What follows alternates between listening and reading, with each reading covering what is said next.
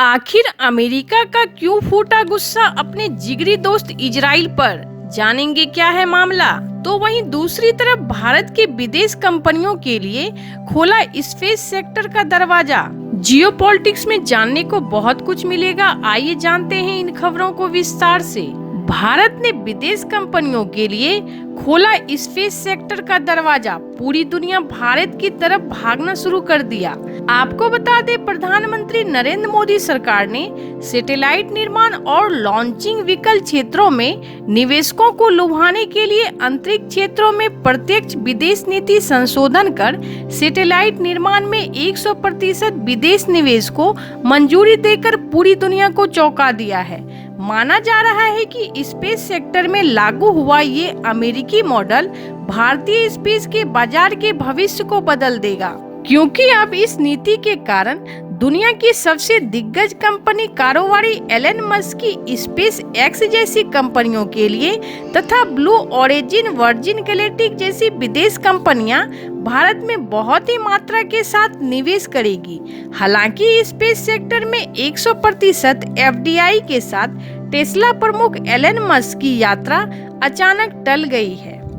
पर अंतरिक्ष सेक्टर का दरवाजा खुलते ही भारत के इसरो को अपने कार्यक्रमों के लिए भारी भरकम फंडिंग हासिल करने की संभावना व्यक्त की जा रही है। आपको बता दें, भारत ने विदेशी कंपनियों को लुभाने के लिए एफडीआई मानदंडों में थोड़ी सी ढील दे दी है। ऐसे आपको जानकर बहुत ही हैरानी होगी कि एलन मस्क की कंपनी स्पेस एक्स पृथ्वी की लोअल अर्थ में सैटेलाइट तस्वीरों का जाल बिछा रहा है तथा बिना किसी केबल नेटवर्क के उपभोक्ताओं को डायरेक्ट इंटरनेट दे रहा है तथा यह सुविधा सुपर फास्ट होने के कारण 70 से भी ज्यादा देश स्टारलिंक के सब्सक्राइबर बन चुके हैं।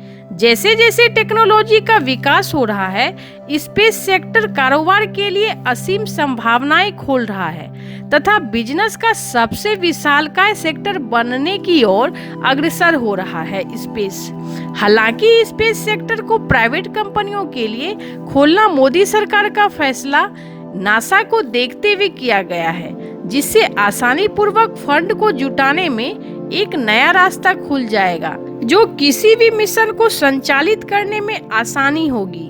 जहां एक तरफ ये सब कुछ चल रहा है, तो वहीं दूसरी तरफ अमेरिका का फूटा गुस्सा अपने जिगरी दोस्त इजराइल पर। पहली बार आया कड़ा बयान, तो वहीं इजरायली प्रधानमंत्री नेतन्याहू ने खोल दिए अमेरिकी राज। आपको बता दें, हमास के साथ आर पार की लड़ाई में व्यस्त इजराइल सेना को लगा सबसे बड़ा झटका, जब अमेरिका ने उसकी एक यूनिट पर प्रतिबंधों की घोषणा कर दी है। इस कदम के बाद इजराइल ने अमेरिका से ऐसी कल्पना नहीं की थी, वो भी जब उनकी सेना राक्षसों से लड़ाई कर रही है।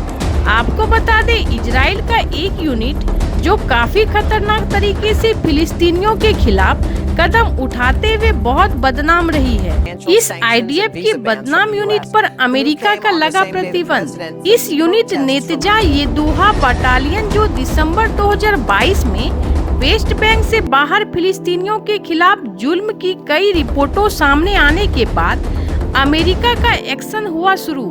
तो वहीं इजराइल ने कहा कि ये दुहा एक आईडीएफ की अभिन्न अंग है तथा हमारी सेना की यह यूनिट अंतर्राष्ट्रीय कानून के हिसाब से ही एक्शन लेती है, लेकिन इस यूनिट पर प्रतिबंध लगाना मेरे दुश्मनों को गलत संदेश भेजता है।